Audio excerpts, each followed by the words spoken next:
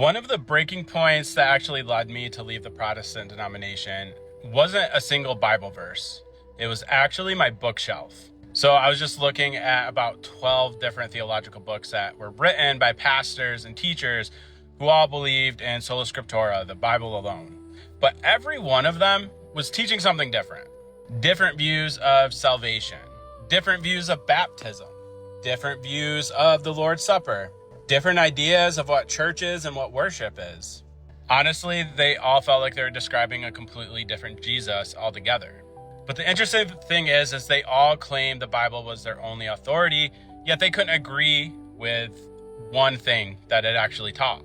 So I kind of just reached a point where I honestly asked myself, who am I supposed to believe? You know, that question, it didn't drive me away from Christianity. It just drove me back to the church founded by Christ through his apostles. So for me, discovering the historic Orthodox Church wasn't about finding a new religion. It was just about discovering the faith that Christians had believed from the beginning.